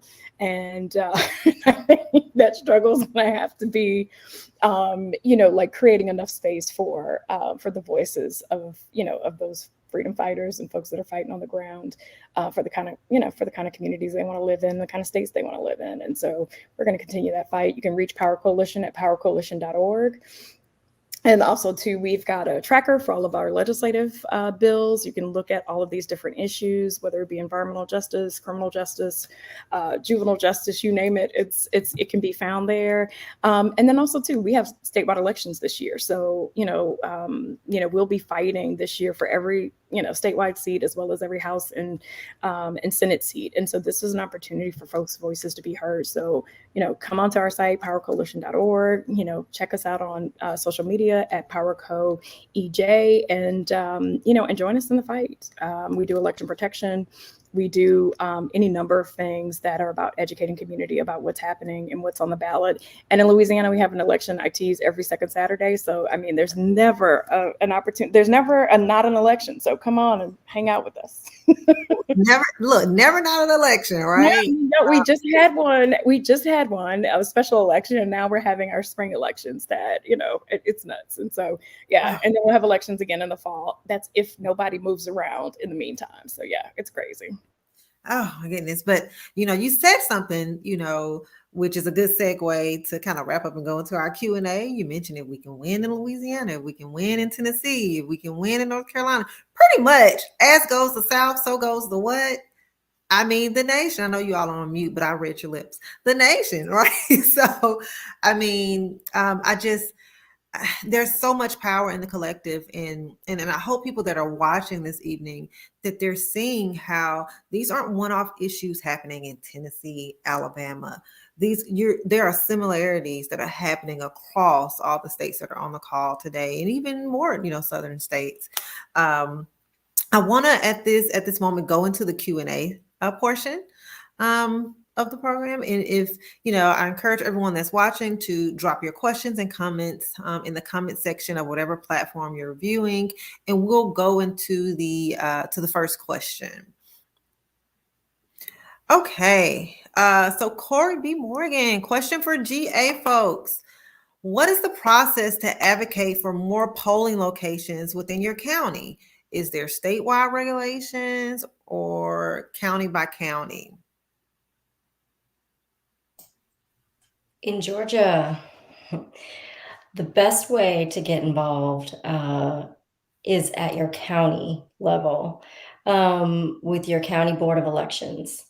That is where, so with our coalition, our election protection and election administration coalition, we have members at meetings every month monitoring these kinds of things, because they make decisions about whether or not they're going to open new locations, whether or not they're going to close, whether they're going to consolidate, right? So if you would like to be involved here in Georgia, Corey, please reach out. Maybe our information, my email is really long because my last name is really long, so I'm not going to try to spell it out, but hopefully our information can get shared. But please get connected with us, because there's so many opportunities to get involved with your board of elections and to really monitor those changes. And as you develop those relationships with those individuals, right, to really advocate for those things. Thank you, Karuna. And I think we have we've been putting your website and everything on the screen. Okay, and we can great. probably pop that back up. Let's see. I think we have another question also.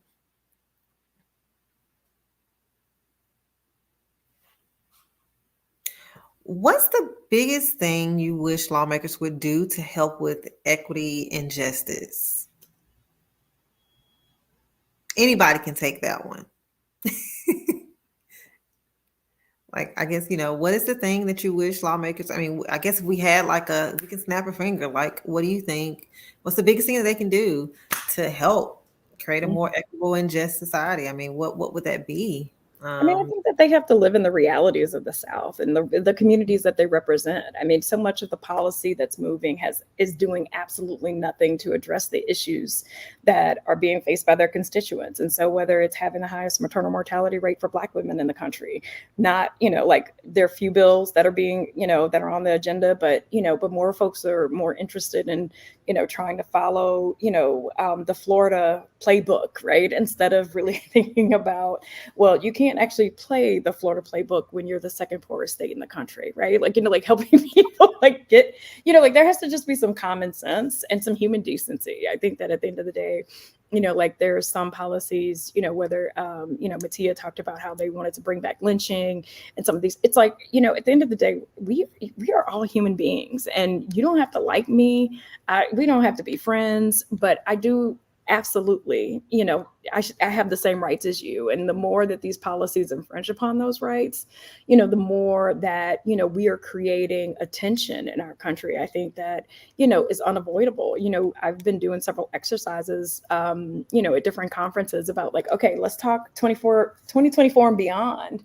And, and I've really struggled with this exercise, because for me, it's 2024, I can't move beyond it, because I feel like, are we going to face the Civil War in this country?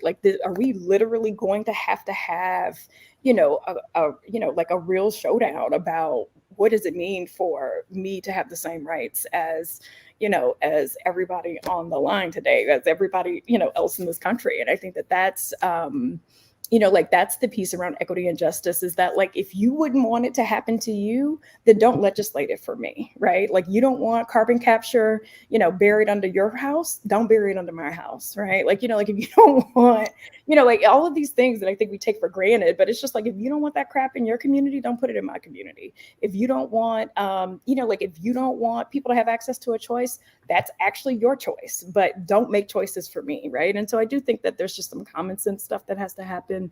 One of the articles that flashed in the beginning, one of our staff members, Caitlin, had a pregnancy that miscarried and almost died, because the new laws are so unclear that the medical community basically was just we're not going to touch it. And so we can't have these kind of situations where we're putting laws in place that are killing people. in our very own constituencies. And also too, I think the other thing that they have to do is stop. And I think that, some of our legislators in Louisiana have and can do this, but we've got to stop voting along party lines and actually start voting around what actually makes sense for the people you represent, the district that you're in. You don't want to expand early, the earned income tax credit, but like 60% of the people in your district receive the earned income tax credit. That's a problem. Like, you're not paying attention and you're not listening to who you absolutely serve. And, and these special interest and lobbying groups, certainly shouldn't supersede the very folks that went and pressed the button on election day. Yeah, no, thank you. Thank you for that. Let's see. And I think we have a few more questions. And I encourage everyone, if you have questions, please drop them in the comment section. Okay, here we go. What can everyday folks do to help combat white supremacy? I think we all have looked in the mirror and asked that question. Yeah, what can everyday folks do to combat, white supremacy? And I'm assuming that they're really talking about the impact of it, right? I think one thing that I think is important for everybody to do is really understand the history of this nation. And I know that's even more difficult now because of, the CRT laws is going through the state for kids to really understand what this nation's built on. But I mean, if you really go and read and study, you understand like how we have gotten to this moment. And I do think that is extremely important so that we don't repeat the mistakes, so that we understand the underlying conditions of all of these challenges that we've talked about today. They have through lines to white supremacy and also the history of this nation. And so, really understanding how the policies and the laws and the systemic racism has rears its head today is really important to being able to combat, and be able to advocate and to be able to make sure we're actually having good policy. So, I mean, that's just one thing, is really to be students of history, to study, to understand, your community. And I know it's even harder in our communities because some of the history has been like swept under the rug to the point where people don't even know it. Yeah. So I think it's important that people understand their own community, the history of their community, and the history of this nation. Thank you for that insight. We have another question, it looks like from Lindsay Wyndham. Is ranked choice voting a good long-term strategy for change in the South? I kind of want to nerdily answer this a little bit. It's one of a range of options that we have. I think it's one piece. I think it is a good option. I think getting away from horse race or first past the post voting is a good idea. But I think, looking at things like multi-member districts, independent redistricting commissions, we've got to start thinking outside the box. We've talked a lot on this call about the need to restore the Civil Rights Act, to pass the John Lewis, Voting Act and everything. But one of the elephants in the room is that, as we obviously want to desegregate and to have integrated communities, but the more that happens, it actually becomes really difficult to make majority minority districts. So something that you need to think about is what does Black voting power look like in a world where a county is maybe not, like, there's not one area of the county that is majority Black, but they make up, say, 40% of the county. What does Black voting power look like in that situation? And there are actually places in the South that have actually already put in place some solutions, some of them less elegant than others, that are actually more fair than the systems we see now. So Chilton County, Alabama has that exact situation. And if you know anything about Chilton County, me saying Chilton County and fairness in the same sentence is a little bit of misnomer, but credit where credit's due. The system that they have is that every person for county commissioner, they get 7 votes, and they can distribute those 7 votes however they want. They can give 7 votes to one person, they can give 3 votes to one person, 4 to another, they can vote one time for each of the seats. And the idea was that because Black Alabamians in Chilton County were just not concentrated in any one given area, that this was a way for them to elect candidates of their choice. And then also it was a creative solution, and it's worked for them. So I think we need to be creative. If there's nothing else that Southerners are, we are really freaking creative when it comes to figuring out how to get around something. We are the masters of duct tape and glue. And so the way that we say, as goes the South, so goes the nation, in a warning, I think we can turn it into a huge positive here. We can start pioneering these things. Yes, I do think ranked choice voting would work well in the South, but I think a lot of things would work well in the South. So let's be creative. Let's come up with these solutions. Let's implement them at the local level so that we can prove that these things work. And then let's start sending it. Let's make Alabamification a positive.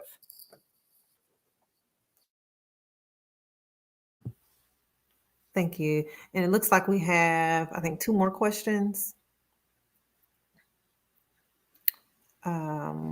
These are anonymous. Oh, are there any more? Oh, okay. What tactics have y'all seen that works to get legislators' attention to pass more bills that positively impact citizens' lives? I mean, I think data matters, right? I always tease folks like I'm a nerd enough to love data, but I also, in terms of the work that I do, don't care about data unless it is for the purposes of policy action, right? And so helping legislators see what's happening in their district, because actually, several years ago, one of the ways that the legislature here in Louisiana did expand EITC was because we could prove to folks how many folks in each of their districts actually needed EITC or were currently using it. So it wasn't this foreign idea.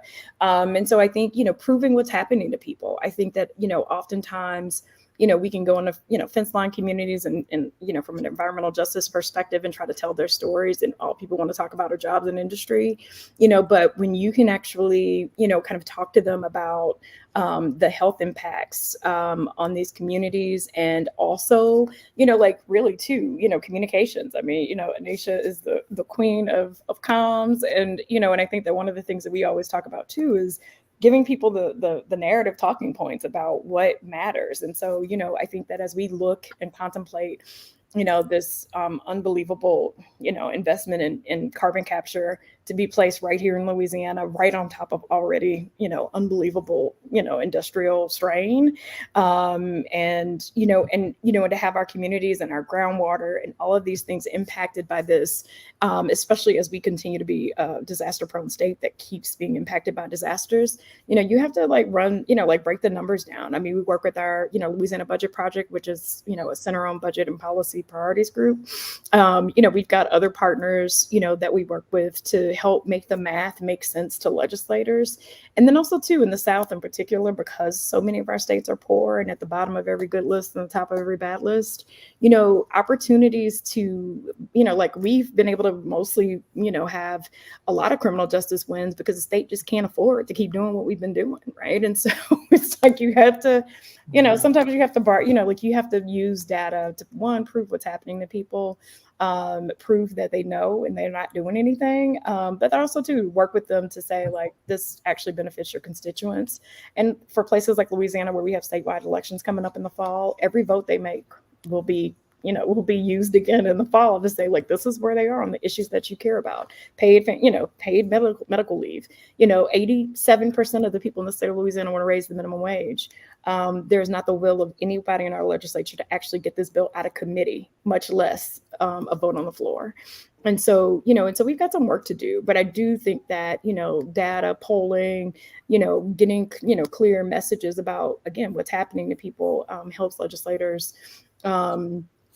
kind of move beyond their BS. And then also too, looking for unlikely allies. Sometimes, there's a whole, kind of initiative, I think, going on in Louisiana, right now around our insurance, right? And so we've had some insurance issues. Folks want to now make our insurance commissioner an appointed, seat instead of an elected seat. And all of this is to say that our insurance sucks in Louisiana because of, frivolous lawsuits. No, our insurance sucks because, we're the last great colony and we don't make anybody accountable for anything.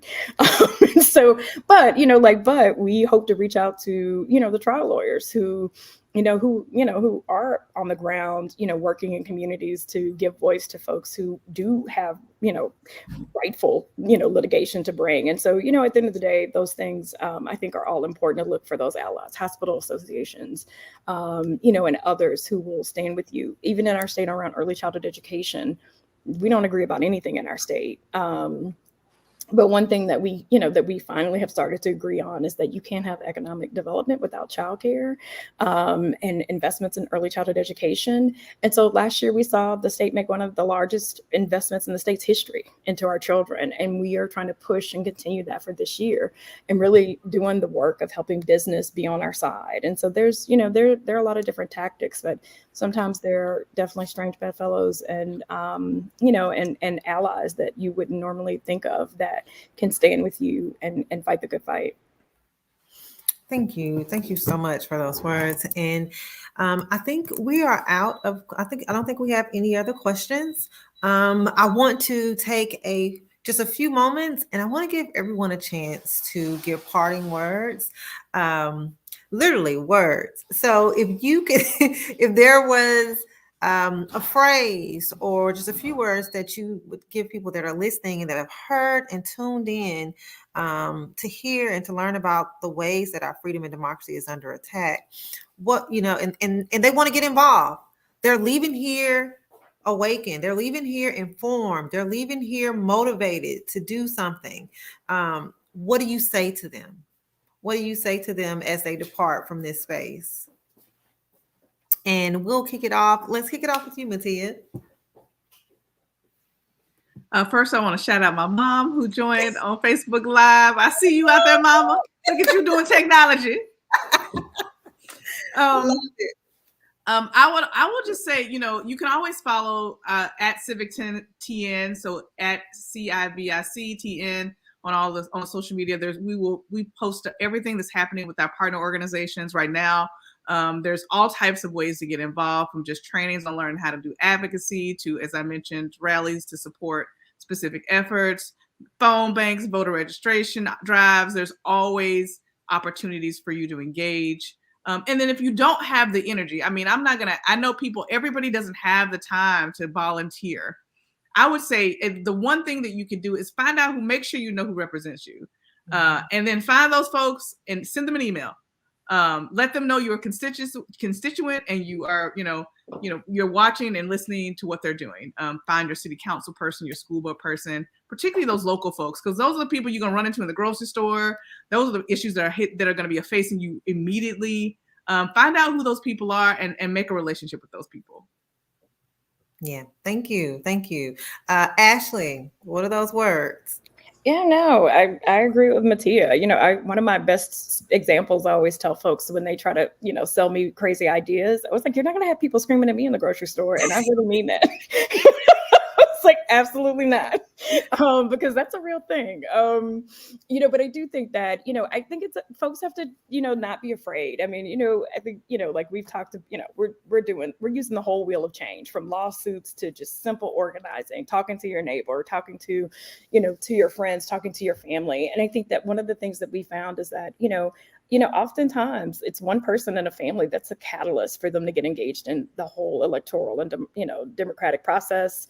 But you have to make the call. We're in legislative session, and some of the work that I find the most exciting is someone calling me to say, like, I just talked to my legislator, like, oh my God. And I was like, yeah, like, they're regular people. They got elected, or as one of my friends says, like, they won the popularity contest, but now the real test is, can they actually serve the people that they said they were going to serve? And so, but the only way that we can help them be better and do their jobs is to talk to them and to be present. And again, like Mattia said, you don't have to have a lot of time. It takes no time to make a call. Every call is counted, whether you talk to the legislator or not, or the elected official at whatever level of government it is, but those calls make a difference. And then also know, when you make those calls, they do check to see if you voted, and I think that also gives weight to, to your call. But even if you haven't voted, it is to say, make your point. I mean, so many folks in our community, in the Black community here in Louisiana, always talk about the fact that there's so much pain being felt in our community that, like, it's hard to make, to fill the gap, right? And so we're always saying, like, okay, well, let's fill the gap and figure out how to get some basic needs met and understand those things. But then let's also make sure that we understand that those elected officials that we are or not voting for are making decisions about our access to that. And so And so get involved, get engaged. And again, it doesn't have to be this huge thing. It can be as simple as calling your legislator. It can be going to a candidate forum. It can just be asking questions. And so don't be afraid of the process. I think, again, as Karuna said it best, like they're so afraid because we already have power. Like it's not that they're unclear about it. That's why they keep trying to harness it into a smaller and smaller box. And so get engaged. There's so much information available, whether it's how a bill becomes a law, how to testify, whatever those things are. And so definitely, again, go to our website, powercoalition.org. And there are any number of resources. We've got a legislative guide, we've got a redistricting guide, you name it, and you want to know about it, we've got something to help you be able to work through that process. And so again, don't be afraid, jump in, get involved, and fight for the things that you care about. Because at this point, I think everything that matters to us, whether it's our children's education, our community safety, how public safety is defined, all of these things are things that are being decided by people that got elected. And if COVID taught us nothing, it taught us that elected officials are really determining our quality of life, and so we need to make sure that they're accountable around what our quality of life is and looks like. And so I think we need to make sure that we are engaged and that things aren't just happening to us. And so so reach out to powercoalition.org, and we're happy to jump in and support you in that. Thank you. Karuna, they're engaged, they're informed, they're leaving here motivated. What do you say?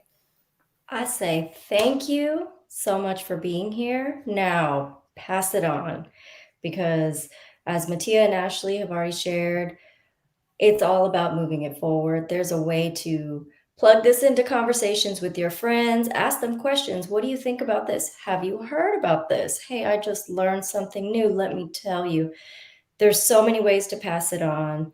You can get involved at any level you are comfortable with, but get involved. Please do. And you can stay in touch with us at govotega.org or at GA Votes on social media. We would love to get connected with you here in state as well.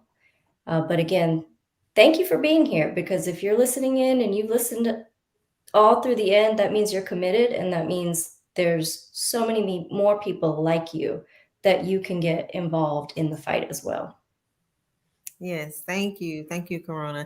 And speaking of listening to the whole thing, if you know anything about how Alabama Values rocks, we're going to chop and screw this in bite-sized pieces and share and reshare, so people can get those nuggets, right? Zephyr, people are leaving, they're leaving informed, they're motivated. What do you say? They're more afraid of you than you are of them. Like, I Fact. promise you.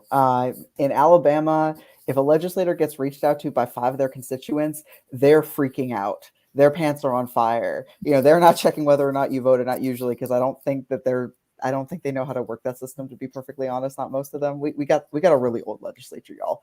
Sometimes we got to fax them. But like, really though, if you reach out to them, they do listen. They may not seem like they do on the call, but the amount of things that Anisha and I and anybody else who works in this space in Alabama can tell you, the amount of influence that people have over legislators just because of a 30-second conversation they had after running into them in a grocery store. We've had whole bills happen because somebody told them a story at a country club. Like, it's crazy.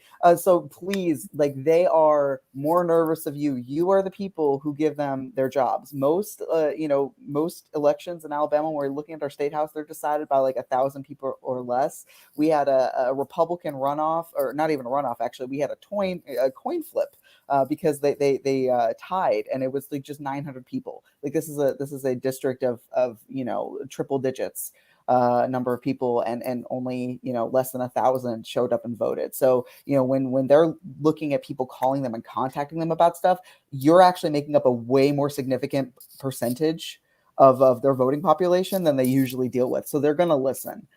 So yeah, just contact them, email them, call them, make a calling party, get a bunch of people together. And by a bunch, I mean literally like 3, and just call your reps and say, this is what we want to see. Even if there isn't a bill on the table, say, this is what I want to see, or this is not what I want to see. Right now in Alabama, we're looking like we might actually expand Medicaid.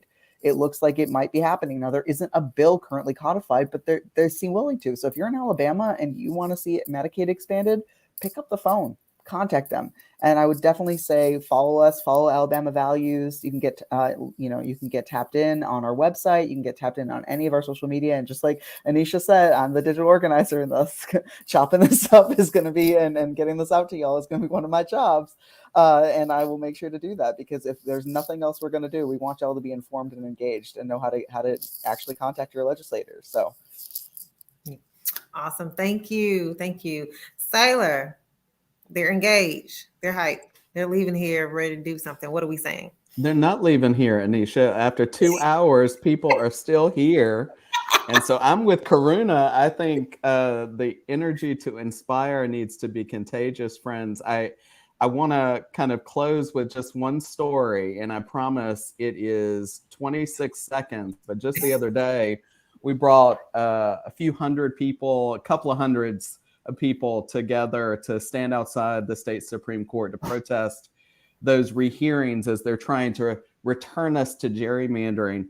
And I was in that courtroom when the clerk announced that the justices were going to come into the courtroom.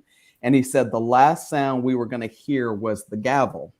Well, that didn't turn out to be true, friends. As the crowd settled in the courtroom, the next noise we heard were over 400 people outside chanting, "We shall not be moved." So that was as if to say the last thing you'll hear in the South won't be a gavel, friends. It'll be Southerners. And I want to make it perfectly clear that we are loud and clear here, regardless of what happens in those courtrooms and in those legislative halls. So y'all have been an inspiration to me, and I am so, so grateful that you will inspire me, and I know you've inspired a bunch of people to take action here. Anisha, thank you. No, thank you. And thank you all so much for joining us. I encourage everyone to tap in. It seems like we have people that are listening from the states that are on the call and just from across the South. So tap in to the orgs that are in your state and get involved. Also want to shout out our partners. I encourage everyone to tap in with our partners. Check out the latest in voting rights fights with our partners at Solve. At the southerncoalition.org/voting-rights/solve is on the screen. Also tap in with grassroots organizations on the ground with our partners at Groundworks Project. That's groundworksproject.com. And check out other news and happenings with our media partner. And that's at spotlightpr.org. And Mattia, because you shout out your mom, I got to shout out mine.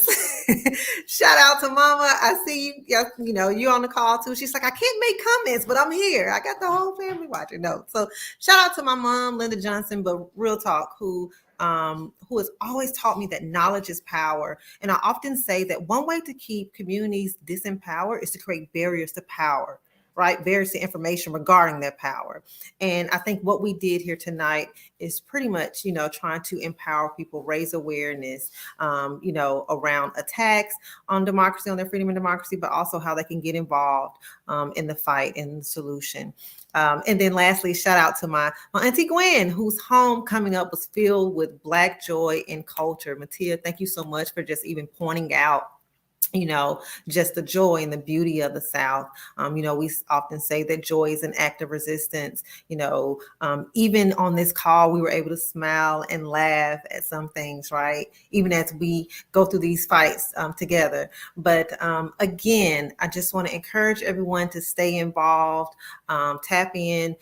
We'll be posting more information, hosting more live public briefings like this, and posting more information to keep everyone engaged around what's happening in the states across the South, and that's on the call today. Thank you. We'll close out with a little video, but till next time, peace.